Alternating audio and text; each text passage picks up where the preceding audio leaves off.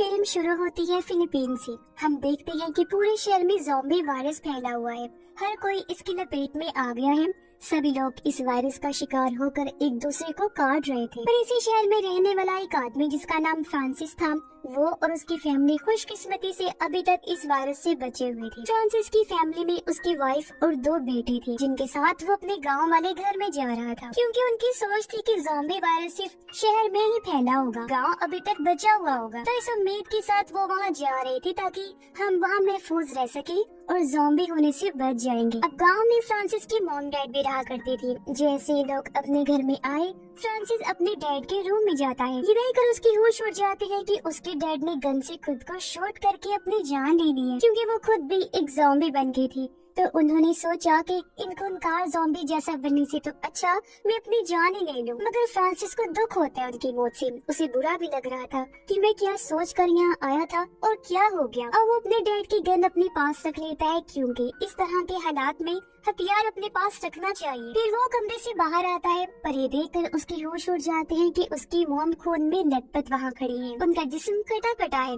क्योंकि वो भी ज़ॉम्बी बन गई हैं, जो रेंगते हुए फ्रांसिस की तरफ ही बढ़ रही होती हैं ताकि उसे भी काट कर ज़ॉम्बी बना सके। उन्हें देखकर भी फ्रांसिस को बुरा लगा। अब वो ऐसा करना तो नहीं चाहता था, लेकिन ये करना उसकी मजबूरी थी। वो गन निकालता है और दिल पर पत्थर रख के अपनी माँ को शूट करके मार डालता है, जिसके बाद वो अपने मॉम डैड की लाशों को गाड़ देता है ताकि उनकी आत्मा को सुकून मिल सके। फिर वो अपनी फैमिली को समझाता है कि देखो, हमें यही रहना होगा, क्योंकि बाहर बहुत खतरा है। हमें यहाँ कोई मसला भी नहीं होगा, क्योंकि यहाँ खेत है तो खाने के लिए अनाज मिल जाएगा, पंप भी लगा हुआ है जिससे पानी मिल जाएगा पीने के लिए, तो कोई मसला ही नहीं होगा, जिसके लिए वो लोग भी मान जाते हैं। यहाँ हम नोटिस कर पाते हैं कि फ्रांसिस और उसकी वाइफ आयरिस एक दूसरे से नाराज हैं। ऐसा लग रहा है जैसे उनका कोई झगड़ा हुआ हो और वो बात भी नहीं कर रहे थे, ना खुश हैं। अब वो लोग स्टोर रूम में जाने का फैसला करते हैं ताकि वहाँ से जरूरत का सामान ले सके। पर वहाँ आकर वो देखते हैं कि यहाँ तो केयर टेकर की लाश लटकी हुई है। दरअसल उसने खुद को ज़ॉम्बी से बचाने के लिए फांसी पर लटका दिया। अब वहाँ कुछ मुर्गियाँ भी थी जो पिंजरे में बंद होती है। फ्रांसिस अपने बड़े बेटे को कहता है कि केयर टेकर की जेब से चाबियां निकालो और मुर्गियों को आजाद करके यहाँ मेरे पास लेकर आओ। अब उसका बड़ा बेटा बहुत डरा हुआ था, जो देखकर फ्रांसिस कहता है, अरे टाइम डरने का नहीं है, बल्कि यूँ समझो कि ये तुम्हारी ट्रेनिंग ही है एक तरह से, कि अगर कभी कोई ज़ॉम्बी तुम्हारे सामने आ जाए तो तुम उसे ना डरते हुए खुद को बचाने की कोशिश करो। जो सुनकर धीरे धीरे वो आगे बढ़ा। केयर टेकर की जेब से चाबियां लेने की कोशिश करता है, मगर वो इतना घबराया हुआ था कि लाश उसके ऊपर गिर जाती है और वो उसको लेकर नीचे गिर गया। अब इससे तो उसकी सांसें अटक जाती है। उसके ऊपर खून लगा हुआ था, इसलिए वो पंप के पास जाकर खून साफ करता है। ये देखकर आयरिस को गुस्सा आ गया। अपने बड़े बेटे के जाने के बाद वो फ्रांसिस को कहती है कि ये सब कुछ तुम अभी से उसे क्यों सिखा रहे हो, बच्चे है अभी वो। इस पर फ्रांसिस चिढ़ कर कहते हैं, क्या बच्चा है भाई, ये सब बातें सोचने का टाइम नहीं है, अगर जिंदा रहना है तो ये सब तो सीखना पड़ेगा। अब यहाँ हम नोटिस कर पाते हैं कि फ्रांसिस अपने बड़े बेटे से ज्यादा छोटे से प्यार करता था, बड़े पर उसकी ज्यादा तवज्जो नहीं थी। अब ऐसा क्यों था, आखिर क्यों अपने बच्चों में वो फर्क करता था, इसका जवाब हमें जल्दी पता चल जाएगा। शाम को सारे काम शाम चेक करने के बाद फ्रांसिस और आयरिस बेसमेंट में जाते हैं, जहाँ आकर फ्रांसिस बौखला गया। वो घबराने लगता है। असल में फ्रांसिस को बचपन में उसके डैड छोटी छोटी गलती पर बहुत मार पीट करती थी और सारा सारा दिन उसे बेसमेंट में कैद करके रखती थी। और आज ये आने की वजह से फ्रांसिस को वो सब कुछ याद आ गया था, इस वजह से उसकी ये हालत हो रही थी। पर आयरिस उसे समझाती है कि संभालो खुद को, ऐसे मत करो। इसके बाद वो लोग खाना खाने बैठ जाते हैं। फ्रांसिस का बड़ा बेटा बताता है कि मेरे दोस्त ने मुझे मैसेज किया था कि मैं अपने मॉम डैड के साथ पहाड़ के पास बने कैंप में जा रही हूँ, जो जगह बिल्कुल महफूज है और वहाँ और भी बचे हुए लोग रह रहे हैं, तो मेरे ख्याल से हमें भी वहाँ चलना चाहिए। पर ये सुनकर फ्रांसिस साफ साफ मना कर देता है, कहता है कि नहीं, हम कहीं नहीं जाएंगे, क्योंकि वहाँ तो हमें ठीक से खाना पीना भी नहीं दिया जाएगा, और यहाँ देखो हमारे पास खाने पीने का सब कुछ है, किसी चीज की कमी नहीं है, तो हम यही रहेंगे। बस अब उसकी ये बात आयरिस को पसंद नहीं आती, क्योंकि वो खुद भी यहाँ रहना नहीं चाहती थी। फिर रात को जब फ्रांसिस सो रहा था तो उसे अपने डैड के डरावने सपने आने लगते हैं, जिसमें वो बुरी तरह फ्रांसिस को मार रहे थे। ये देखकर उसकी आंख खुल जाती है। तो अब इस चीज से घबरा कर वो फैसला कर लेता है कि यहाँ से हम चले ही जाते हैं। इस बारे में वो अपनी वाइफ को कहता है कि ठीक है चलते हैं, हम उसी कैंप में रह लेंगे, क्योंकि यहाँ बचपन के डरावने सपने मुझे टिकने नहीं देंगे। इसलिए अगले ही दिन ये लोग वैन के जरिए उस कैंप के लिए निकल जाते हैं। पर कुछ दूर आने पर इन्होंने देखा कि सामने तो बैरिकेड लगा हुआ है और साइड में बहुत सारी खराब गाड़ियाँ खड़ी हुई है, क्योंकि बैरिकेड रास्ता रोकने के लिए लगाया गया था। आयरिस गाड़ी से उतरकर वो बैरिकेड हटाने जाती है, पर तभी एक डरावना सा ज़ॉम्बी वहाँ आकर हमला करने की कोशिश करता है। ये देखकर फ्रांसिस फौरन गन लेकर बाहर आया और ज़ॉम्बी को शूट करके मार देता है। पर गोली की आवाज से अब वहाँ बहुत सारे ज़ॉम्बीज़ आ जाते हैं, जिनसे बचने के लिए वो लोग गाड़ी में छुप जाते हैं। फिर फ्रांसिस एक बम बाहर फेंककर सभी ज़ॉम्बीज़ को उड़ा देता है। पर यहाँ सबसे बड़ी मुसीबत ये हो गई थी कि उनकी वैन तो खराब हो गई थी। अब इसीलिए ये पैदल ही चलने लगते हैं और दूसरा कोई और रास्ता इनके पास नहीं था गांव से बाहर जाने का,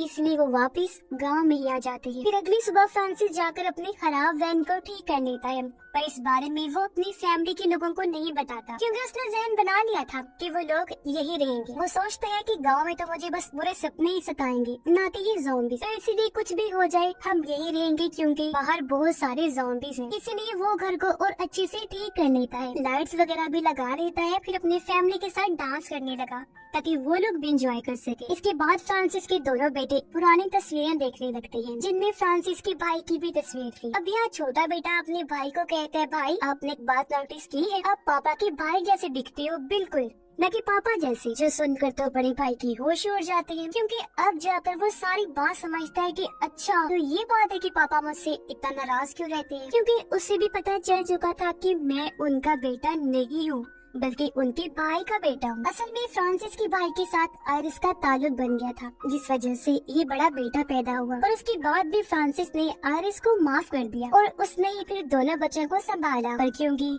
वो उसका असली बेटा नहीं था, इसलिए फ्रांसिस उस पर गुस्सा निकालता रहता था। लेकिन हाँ, वैसे उसका कोई गलत मकसद नहीं था, जैसे उसे तकलीफ पहुंचाना वगैरह, बल्कि वो तो अक्सर खुद को समझाया करता कि मैं क्या करता रहता हूँ, इसमें उसका तो कोई कसूर नहीं है, उसे भी बात की जरूरत है, तो मैं उसका भी अच्छे से ध्यान रखूंगा और बाप की तरह प्यार दूंगा, क्योंकि उसकी जिम्मेदारी है मुझ पर। और इस वजह से अक्सर फ्रांसिस और आयरिस का झगड़ा भी होता रहता था। अब जब फ्रांसिस बाहर जाता है तो उसे एक डॉग काट लेता है। जब आयरिस उसकी मरहम पट्टी तो कर देती है, लेकिन वो ये भी कहती है कि हमें डॉक्टर के पास चलना चाहिए, कहीं ऐसा न हो कि तुम्हें डॉग वाला जहर फैल जाए। ये सुनकर फ्रांसिस कहता है कि उस डॉग के गले में पट्टा था, जिससे लग रहा था कि वो पालतू कुत्ता है और ऐसे डॉग्स में जहर नहीं हो सकता, तुम फिक्र ना करो, कुछ नहीं होगा मुझे। इसके बाद फ्रांसिस का बड़ा बेटा उसे कहता है, पापा मैं भी अपनी फैमिली के लिए कुछ करना चाहता हूँ, ताकि जरूरत पड़ने पर मैं काम आ सकूं। फ्रांसिस कहता है, बेटा अभी तुम छोटे हो और अगर तुम खुद को बड़ा समझते हो और तुम्हें लगता है कि तुम अपनी फैमिली को बचा लोगे, तो ये बताओ कि हमें बचाने के लिए तुम किसी की जान ले सकते हो। इस पर वो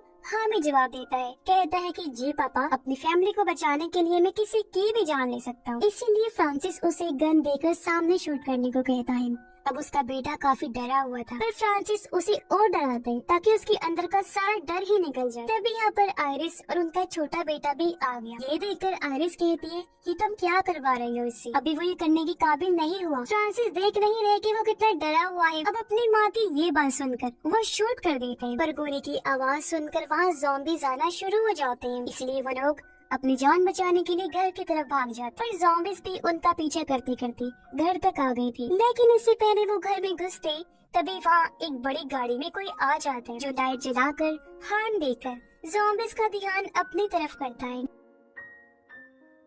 जैसे ही ज़ॉम्बीज़ का ध्यान गाड़ी पर गया, वो आदमी गाड़ी लेकर वहाँ से चला जाता है और ज़ॉम्बीज़ भी पीछे पीछे भाग जाते हैं, जिससे उन लोगों की जान बच पाती है। पर फ्रांसिस ने उस गाड़ी को पहचान लिया था, जो गाड़ी दरअसल उसके भाई की थी। जी हाँ, वही भाई जिसके साथ उसकी बीवी की ताल्लुक थी और बड़ा बेटा था जिसका। तो इसीलिए अगले दिन फ्रांसिस अपने भाई से मिलने गया।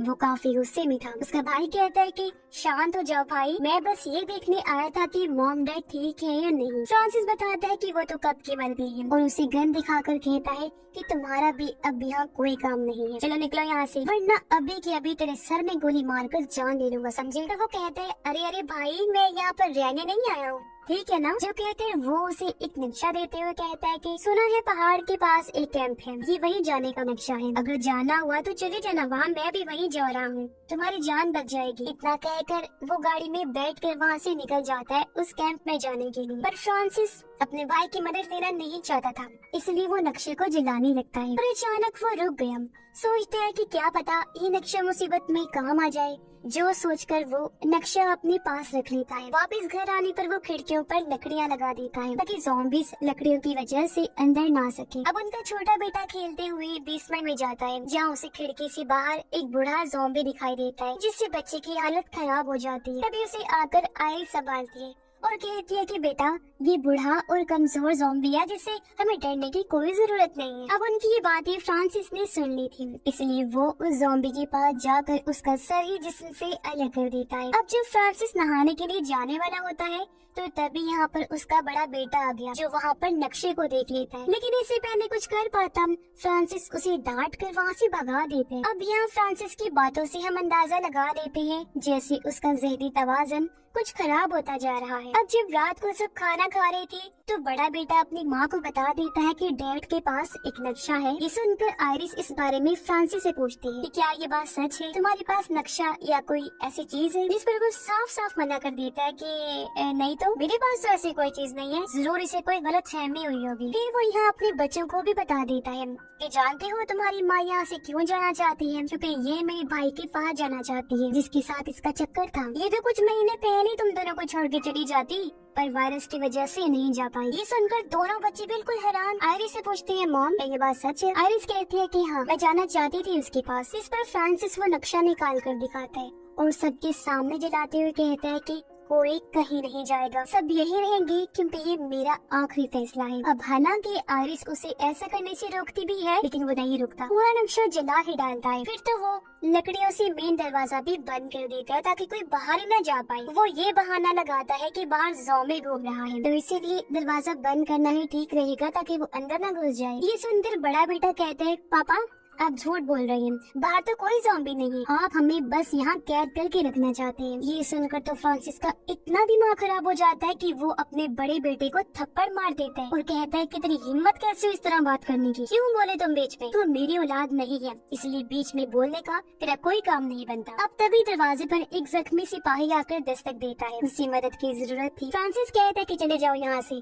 हम तुम्हें अंदर आने नहीं देंगे। अब वो सिपाही वायरस का शिकार नहीं हुआ था, इसलिए बड़ा बेटा जबरदस्ती दरवाजा खोलकर सिपाही को अंदर लेकर आ जाता है। सिपाही बताता है कि मैं पहाड़ के पास बने उस कैंप में रहता हूँ, लेकिन आज वहाँ ज़ॉम्बीज़ का हमला हो गया, जिस वजह से पूरा ही कैंप तबाह हो गया। तब एक आदमी गाड़ी लेकर वहाँ आया, जिसने ही मुझे उन ज़ॉम्बीज़ से बचाया। उसने मुझे इस घर का एड्रेस देते हुए कहा कि तुम वहाँ चले जाओ, वो मेरे भाई का घर है, तुम वहाँ आराम से रह सकते हो। सच पूछे तो बहुत ही भला इंसान था और वो यहाँ फ्रांसिस के भाई की ही बात कह रहा था। फिर कहता है कि अब न जाने वो जिंदा भी होगा या नहीं, क्योंकि मैं तो बचकर निकल गया था, लेकिन उसे ज़ॉम्बीज़ ने चारों तरफ से घेर लिया था। ये सुनकर आइरिस भी काफी दुखी हो जाती है, ये सोचकर कि वो भी नहीं रहा, मगर वो सिपाही को इस घर में रहने की इजाजत दे देती।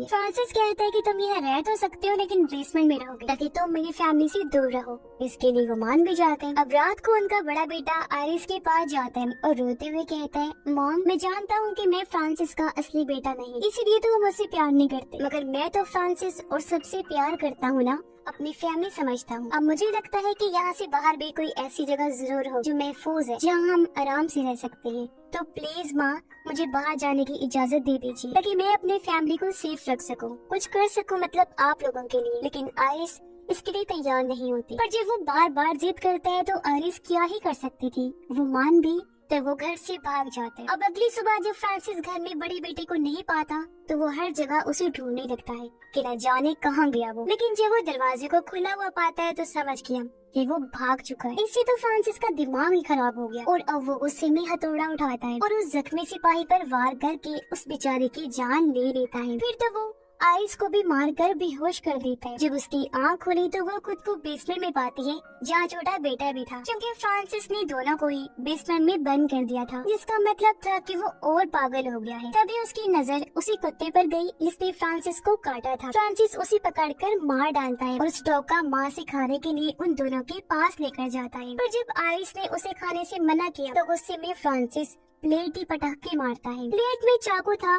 वो जब नीचे गिरा तो आइरिस उसे छुपाने का सोचती है ताकि उसकी मदद से खुद को आजाद कर लूं, लेकिन बेचारे की किस्मत कहाँ इतनी अच्छी थी, क्योंकि तभी फ्रांसिस भी चाकू देख लेता है और उसे उठाकर अपने पास रख लेता है। एक बार फिर दोनों को बेसमेंट में बंद करके वहाँ से बाहर चला जाता है। पर यहाँ आइरिस एक प्लान बनाती है और वो अपने बेटे को जोर से चीखने को कहती है। उसके बेटे ने जैसे चीख मारी, आवाज सुनकर फ्रांसिस बेसमेंट में आ जाता है और उसके आते ही आइरिस उस पर हमला कर देती है। फिर अपने बेटे को लेकर आराम से बाहर आ गई और फ्रांसिस को वहीं कैद कर देती है। ये देखकर फ्रांसिस को अपने डैड के ख्याल आने लगते हैं कि किस तरह उसके डैड का जुल्म बहुत ज्यादा होता था उस पर। इस वजह से वो काफी डर जाता है। अब जब आइरिस और छोटा बेटा बेसमेंट से बाहर आती है तो तभी यहाँ पर फ्रांसिस का भाई आ जाता है, जिसकी हालत बहुत खराब होती है क्योंकि वो भी ज़ॉम्बी बन गया था। वो दोनों पर हमला करने लगता है तो अपनी जान बचाने के लिए वो भागने लगते हैं, पर उसने आइरिस को पकड़ लिया था। अपने भाई की आवाज सुनकर फ्रांसिस को गुस्सा आने लगता है। वो सोचते हैं कि कहीं ये मेरी फैमिली को भी ज़ॉम्बी न बना दे। और अब जैसे उसका भाई आइरिस को काटने वाला होता है तभी बेसमेंट का दरवाजा तोड़कर फ्रांसिस बाहर आ गया। वो अपने भाई को मारकर साइड में करता है, फिर शूट करके उसकी जान ले लेता है। तभी यहाँ पर रोते हुए उनका छोटा बेटा आ जाता है क्योंकि